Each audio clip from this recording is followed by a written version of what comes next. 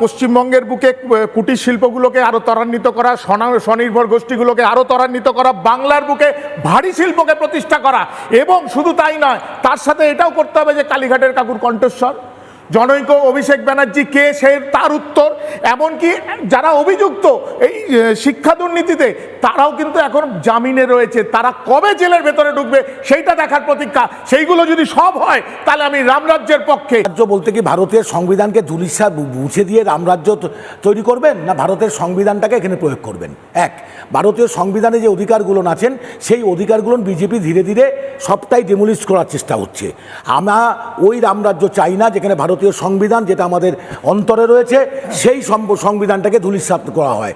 আমরা সেই শাসন চাই না যে শাসনে জুমলাবাজি কথাবার্তা বলবো আর সুশাসনের কথা বলে না। আমি এই শাসনে মুখ্য প্রধানমন্ত্রী বলবে ইসরায়েল হচ্ছে আমার ফাদারল্যান্ড, এই রামরাজ্য আমরা চাই না। সুতরাং আসলে আমার প্রধানমন্ত্রী প্রতিটা ক্ষেত্রে এরা কেউ কিন্তু রামরাজ্যের বাইরে যেতে পারলো না। অর্থাৎ রামরাজ্যের ধারণা শুধুমাত্র সুশাসন, সুশাসন সারা ভারতবর্ষে আছে। ভারতবর্ষে যে কটি বিজেপি শাসিত রাজ্য আছে, কোনো রাজ্যে সেরকম সুশাসনের বিরুদ্ধে কোনো রকম কথা নেই।